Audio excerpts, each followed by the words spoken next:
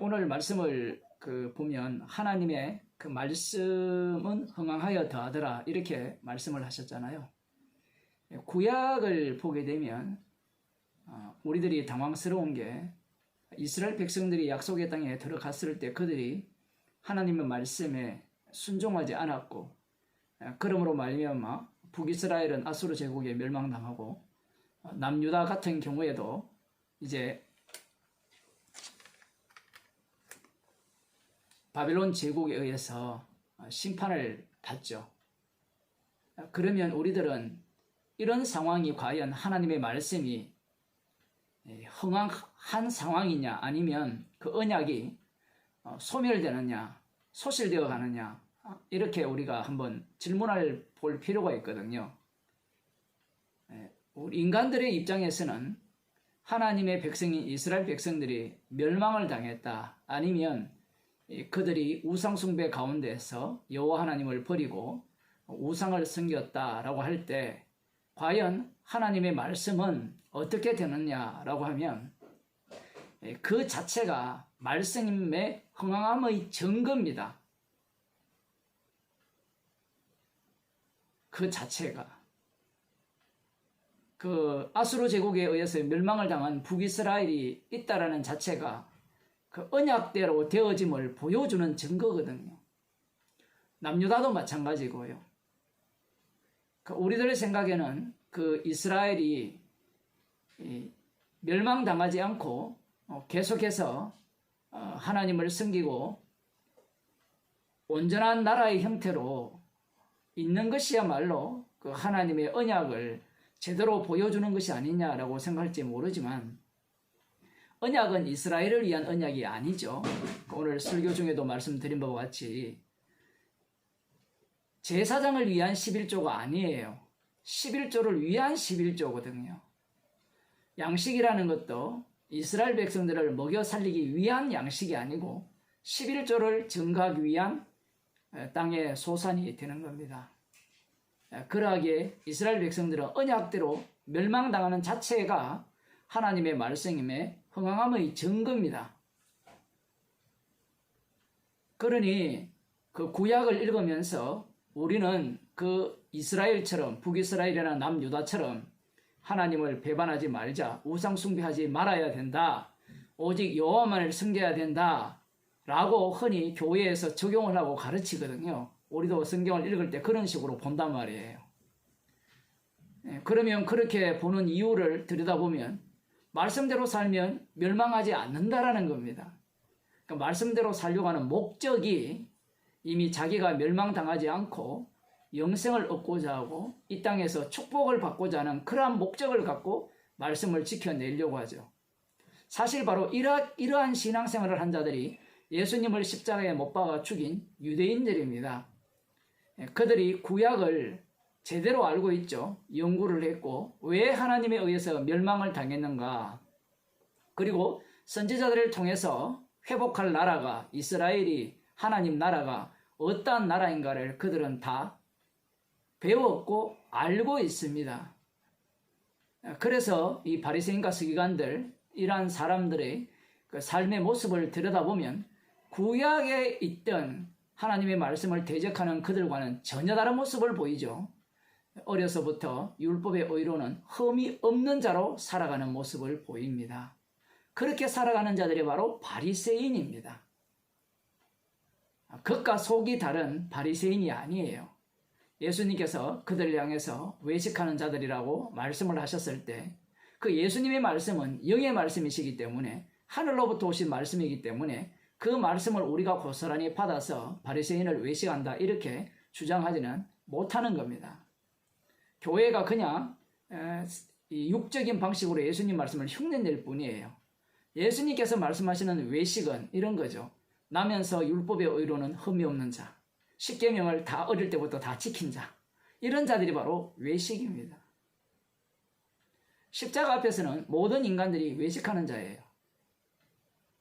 그들이 그러면 왜 그렇게 열심히 율법에 순종하고 말씀대로 살아가려고 하느냐, 우상을 섬기지 않느냐. 오늘날 아마 바리새인들이 우리 가운데 있었다면 그 사람을 성자 취급했겠죠. 정말 신앙인다운 모습이다라고 칭송을 했을 겁니다. 우리 교회 가운데 만일에 교인들 가운데 그러한 삶을 살고 있다면 달리 말하면 성경 공부 한 번도 안 빠져요. 새벽기도 한 번도 안 빠집니다. 그 다음 11조 꼬박꼬박 잘해요. 때를 따라 감사헌금도 합니다. 심지어는 법이라는 것은 다 깨어졌지만 월사까지도 하고요. 다 해요. 그러면 그 사람을 두고 우리는 외식하는 자, 너희 아버지가 당신 아버지가 마귀다 이렇게 말할 수 있습니까?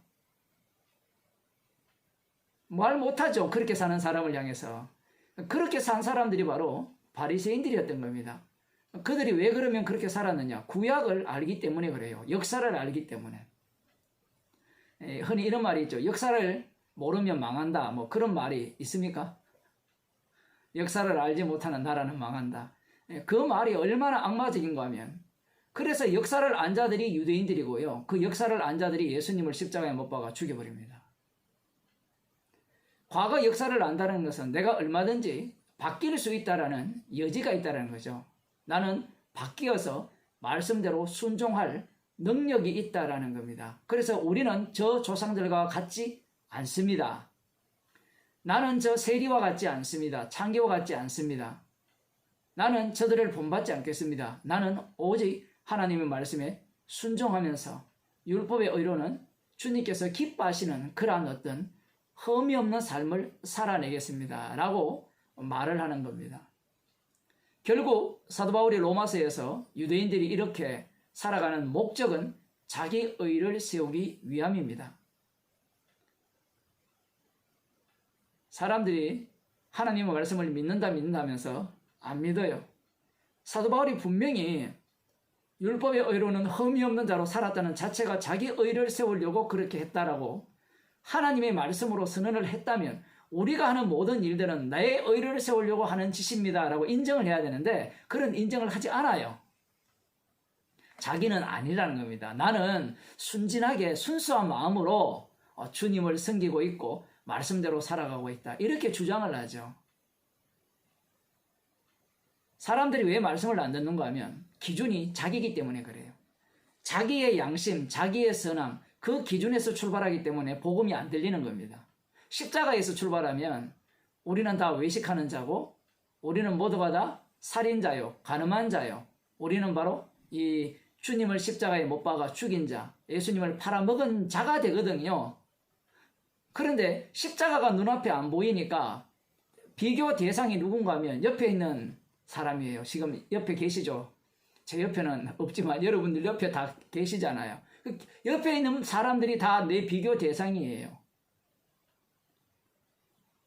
성령이 오지 않으니까 비교할 대상을 사람으로 보는 겁니다. 성령이 오면 눈이 떠지게 되죠. 눈이 떠지니까 비로소 자기 자신을 소경으로 볼 수 있게 되는 겁니다. 교회에서는 눈이 떠지면 이제 주님의 안목이 되어서 모든 것을 제대로 볼 수 있다고 하는데 더 이상 소경이 아니라고 이야기를 하는데 성령을 받게 되면 눈이 떠지게 되면 내가 어두움임을 알아요. 거꾸로입니다. 내가 소경임을 알아요. 소경. 내가 기머거림을 아는 겁니다. 바리새인들이 왜 예수님을 대적합니까? 자신들은 소경이 아니고 기머거리가 아니에요. 왜냐하면 눈이 떠졌고 비로소 하나님 말씀을 듣기 때문에 그래요. 그 자체가 소경이고 기머거리거든요. 사도 바울이 바리새인 중에 바리새인으로서 성령을 받게 되니까 자기 자신이 소경이요 기머거리임을 비로소 알게 되는 겁니다. 그래서 사도 바울은 이전에는 주님을 만나기 전에는 자기가 말씀을 믿고 말씀을 따라 나섰어요. 말씀에 자기가 순종을 했죠. 그런데 소경이니까 소경은 어떻게 살아가죠? 어떻게 가게 됩니까? 요즘이야 반려견이 있어가지고 개가 끌고 갈 수도 있지만 개가 없다면 사람이 끌고 가죠. 사도 바울이 소경이기 때문에 성령의 인도하심을 따라 사는 겁니다. 성도는 모두가 다 소경이죠. 그래서 성령의 인도하심을 따라 살아갈 수밖에 없는 거예요. 성도는 다 기머거리입니다. 기머거리. 주님이 들려주실 때만 알아들어요. 주님이 깨닫게 하지 아니하면 깨달을 수가 없는 게 성도입니다. 성경을 다 거꾸로 해석을 하죠. 거꾸로 해석을 하니까 이 성경 말씀을 대하는 방식이 말씀을 제대로 알고 제대로 이해하면 내가 주님의 뜻을 제대로 알아서 주님의 뜻을 수행할 수 있다, 순종할 수 있다, 이렇게 생각을 하는 겁니다. 자기 자신을 신격화시키는 거예요. 오늘날 교회가 다 인간을 신격화시키는 교회가 된 겁니다. 주님은 죄인을 부르러 오셨죠. 그러면 말씀이 선포되어진다면 말씀 앞에서 우리가 죄인으로 드러나야 됩니다.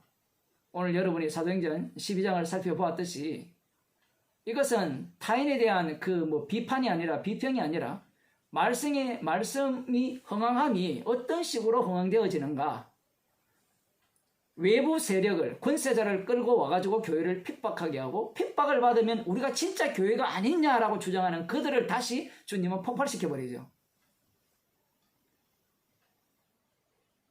우리는 핍박받는 우리 교회가 진짜 교회야, 주님이 교회야, 이 얘기를 하고 싶은 거예요. 이 사도행전을 보면 사람들이 그 얘기를 하고 싶어서 입이 간질간질 하거든요. 그런데 로데의 말을 들은 이 베드로를 위해서 전심으로 열심히 하나님께 기도하는 자들이 뭐라 합니까? 미쳤다라고 하죠. 미쳤다.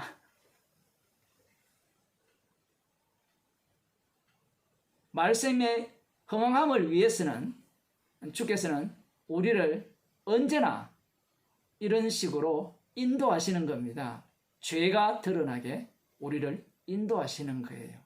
그러면 또 말씀드립니다만은 우리는 그러면 미리 알아차리고 미리미리 움직이면 되지 않습니까? 미리미리 움직이세요. 열심히. 그 움직인 자들이 지금 성경에 나오는 인물들이거든요. 열심히 움직이세요. 이렇게 하든 저렇게 하든 나오는 것은 죄뿐입니다. 이것이 바로 성령이 함께하는 이 교회의 모습이고요. 이 말씀만이 흥황해가는 주님의 증인들의 모습이고, 동시에 외부에 놓인 이 헤롯 왕도 마찬가지죠. 이 말씀의 흥황함, 십자가 지신 분이 심판주이심을 드러내기 위해서 헤롯 왕은 자기 역할을 충실히 해야 되는 겁니다. 그러니 우리가 예를 들어 이 헤롯 왕을, 주님 저 헤롯 왕을 빨리 죽여주옵소서, 그런 기도 자체가 수상한 기도죠. 죽이면 내가 편안히 살고 싶다는 거잖아요. 그러면 복음의 취지와 맞지 않죠.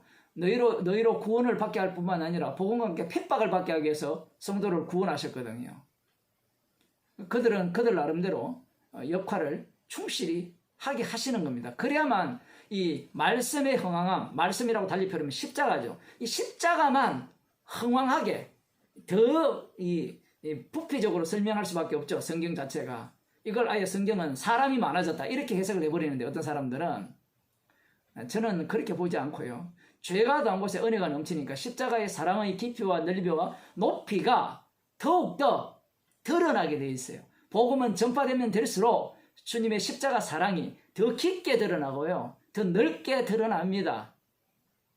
그 속으로 성도를 집어넣은 겁니다. 그러니 모든 주위 환경이 이 말씀의 흥황함을 위해서 조치한 겁니다.